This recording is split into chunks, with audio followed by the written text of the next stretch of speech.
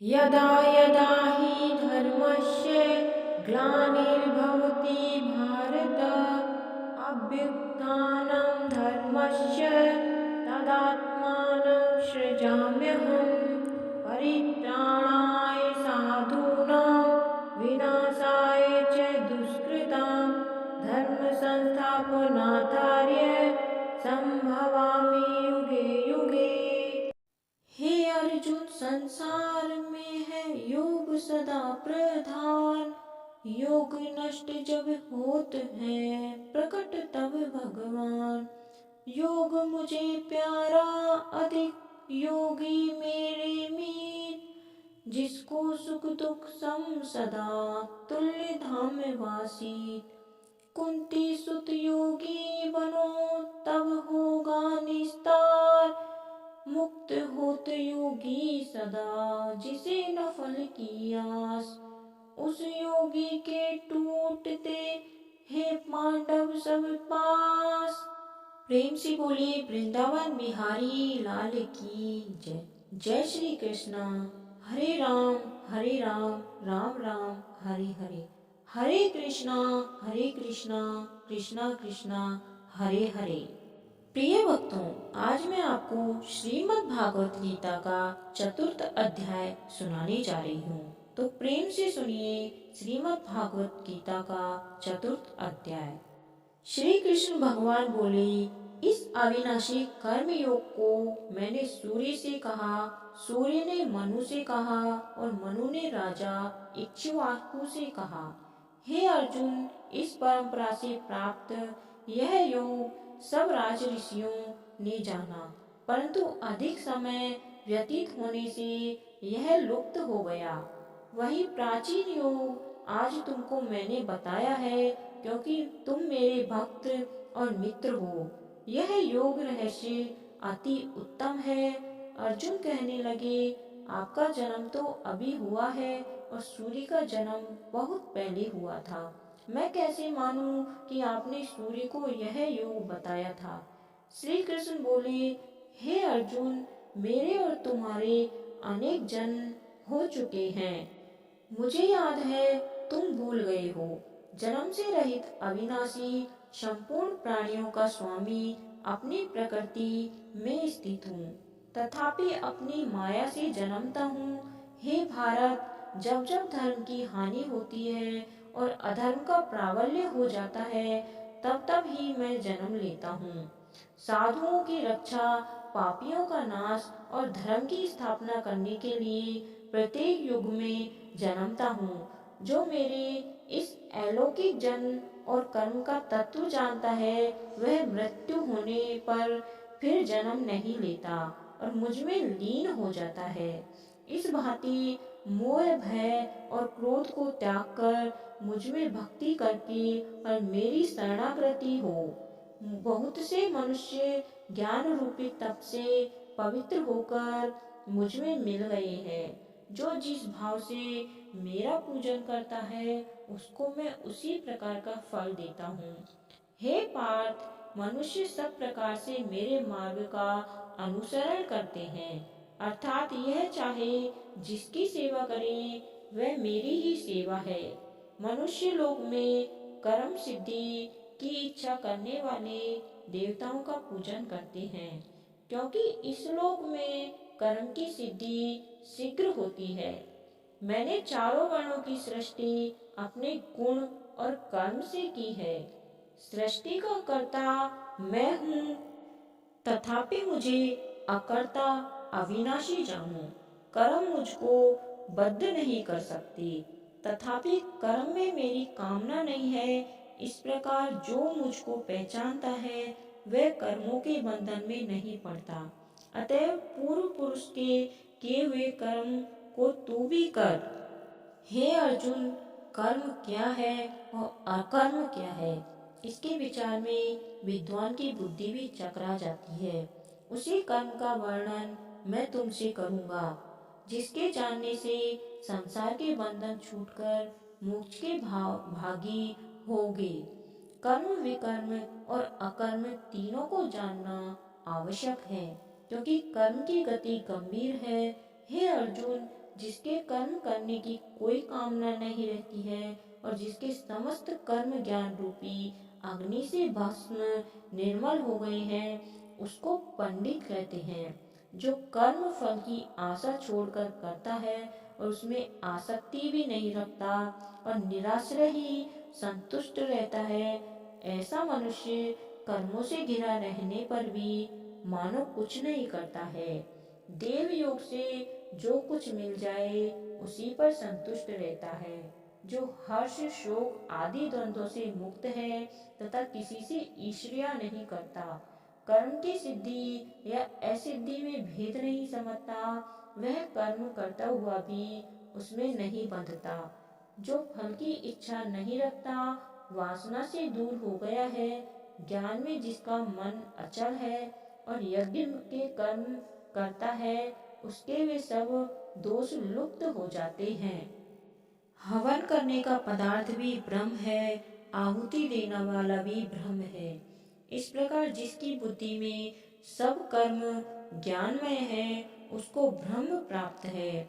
कोई कोई कर्म योगी देवता की पूजा करते हैं और ज्ञान योगी ब्रह्म रूप अग्नि में यज्ञ रूप से हवन कर परमात्मा का भजन करते हैं। कोई ऐसे हैं जो अपनी इंद्रियों को तथा कर्मों को संयम रूप अग्नि में होम देते हैं और कितने ही इंद्रिय रूप अग्नि में इंद्रियों के रूप शब्दादि विषयों को होम देते हैं।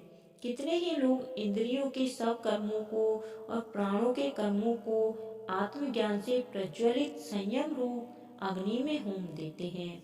कोई तो द्रव्य यज्ञ करते हैं, कोई तप यज्ञ, कोई योग यज्ञ, कोई स्वाध्याय और कोई ज्ञान रूप यज्ञ करते हैं और कोई प्राणायाम में तत्पर रहने वाले योगी प्राण और अपान वायु में प्राण की रोकते हैं और प्राण वायु में अपान वायु का लय करते हैं। कोई आहार को निरंतर कम करके प्राणों को घूमते हैं और वे यज्ञ वेता हैं और यज्ञ ही से इनके सब पाप नष्ट हो जाते हैं। जो यज्ञ से बचे हुए अमृत रूप अन्न को खाते हैं, वे सनातन ब्रह्म को प्राप्त होते हैं। हे अर्जुन, जो यज्ञ नहीं करते उनको यह लोक और परलोक दोनों ही नहीं है। इस प्रकार के बहुत से यज्ञ वेद में विस्तार सहित वर्णित है। इन सबको कर्म से उत्पन्न हुए जानो। हे परम तप, ब्रह्म में यज्ञ से ज्ञान यज्ञ उत्पन्न है। हे पार्थ, फल सहित सब कर्म ज्ञान में समाप्त हो जाते हैं। सो उस ज्ञान यज्ञ का तत्वदर्शी और ज्ञान लोग तुमको उपदेश करेंगे, इसलिए तुम उनकी सेवा करना और उनको विनय पूर्वक प्रसन्न करके ज्ञान यज्ञ जानना। इस ज्ञान को लाभ करके तुमको ऐसा मोह फिर नहीं होगा। इसी ज्ञान से समस्त प्राणियों को तुम अपने में और मुझ में देखोगे। यदि सब पापियों से भी अधिक पाप करने वाले हो तो भी ज्ञान रूपी नौका में ही सब पाप रूपी समुद्र को पार कर जाओगे। हे अर्जुन, जिस प्रकार प्रज्वलित अग्नि लकड़ी को जलाकर भस्म कर देती है, वैसे ही ज्ञान रूपी अग्नि सब कर्मों को भस्म कर डालती है। इस लोक में ज्ञान के समान पवित्र और कुछ नहीं है। यह व्रत बहुत काल पर्यंत कर्म योग से सिद्ध हुए पुरुषों को अपने आप ही प्राप्त होता है।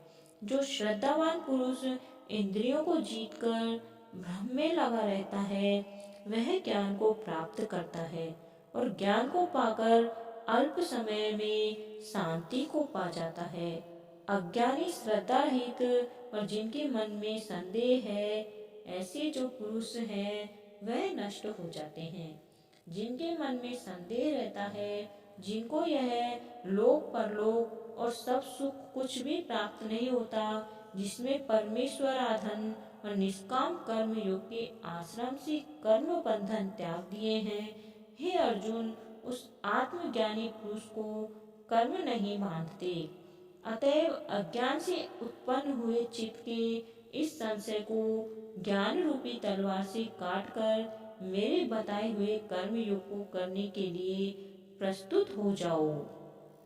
श्रीमद् भगवत गीता का चतुर्थ अध्याय यहीं पर समाप्त होता है। तो प्रेम से बोलिए वृंदावन बिहारी लाल की जय। जय श्री कृष्णा। आइए अब सुनते हैं चतुर्थ अध्याय का महात्म्य। एक बार भगवान बोले, हे लक्ष्मी, जो पुरुष श्री गीता जी का पाठ करते हैं उनके स्पर्श मात्र से अधम देह छूटकर मुक्ति को प्राप्त होता है।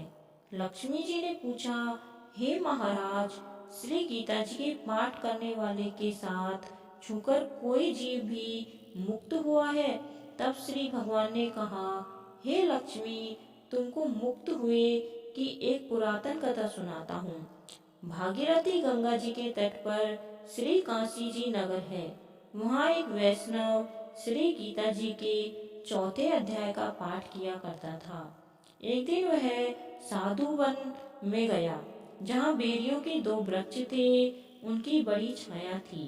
वह साधु वहाँ बैठ गया और बैठते ही उसको निद्रा आ गई। एक बेरी से उनके पांव लगे और दूसरी के साथ सिर लग गया। वे दोनों बेरियां आपस में कांपकर पृथ्वी पर गिर पड़ी। पत्ते उसके सूख गए। परमेश्वर की इच्छा से वह दोनों बेरियां ब्राह्मण के घर जा पुत्री हुई।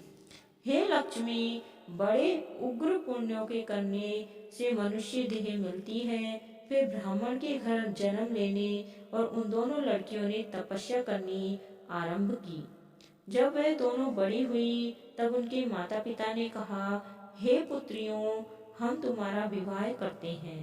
तब उन दोनों ने माता पिता से कहा, वह विवाह नहीं करना चाहती। उनको अपने पिछले जन्म की खबर थी। वह जाति में सुंदर जन्मी थी। उन्होंने कहा, एक हमारे मन में कामना है, परमेश्वर वह पूर्ण करे। जिनके मन में यही था कि वह साधु जिसके स्पर्श करने से हमारी अधम देह छूट के यह ब्राह्मण देह मिली है, वह साधु हमें मिले, तब वह बहुत भला है। इतना विचार कर दोनों लड़कियों ने माता पिता से तीर्थ यात्रा करने की आज्ञा मांगी। तब माता पिता ने तीर्थ यात्रा की आज्ञा दी। तब उन दोनों कन्याओं ने माता पिता के चरण वंदना करके गमन किया। तीर्थ यात्रा करती बनारस पहुंची। वहां जाकर देखा वह तपस्वी बैठा है, जिनकी कृपा से हम बेरी की देह में छूटे हैं। उन दोनों कन्याओं ने चरण वंदना करके विनय करी, हे संत जी, धन्य हो, आपने हमको कृतार्थ किया। तब वह तपस्वी ने कहा, तुम कौन हो? मैं तुमको नहीं पहचानता। कन्याओं ने कहा, हम आपको पहचानते हैं। हम पिछले जन्म में बेरियों की योनि में थे। तुम एक दिन वन में आए, तुमको बहुत धूप लगी थी। तब आप बेरियों की छाया तले आ बैठे। लंबा सन होने से एक बेरी से आपके चरण लगे और दूसरी को सिर लगा। उसी समय हम बेरी की देह से मुक्त हुई। तुम्हारी कृपा से हमारी गति हुई है। श्री गीता जी के चौथे अध्याय का ऐसा महात्म्य है, जब तक वह मन वचन कर्म से नित्य प्रति पाठ करने लगी। तब श्री नारायण जी ने कहा, हे लक्ष्मी, यह चौथे अध्याय का महात्म्य है जो आपको सुनाया है। तो प्रेम से बोलिए कृष्ण कन्हैया लाल की जय। जय श्री कृष्णा। हरे राम राम राम हरे हरे, हरे कृष्णा कृष्णा कृष्णा हरे हरे। प्रिय भक्तों, उम्मीद करती हूँ आज की यह कथा आपको बेहद ही पसंद आई होगी। अगर आपको हमारी यह कथा पसंद आई है तो चैनल को सब्सक्राइब अवश्य करें और कमेंट में राधे राधे जय कृष्ण अवश्य लिखें। कथा सुनने वाले व सुनाने वाले सभी का भला हो, आपकी सभी मनोकामनाएं पूर्ण हो। धन्यवाद। आपका दिन शुभ हो। हमारी कथा का 5वां अध्याय अगली कथा में अवश्य सुनें।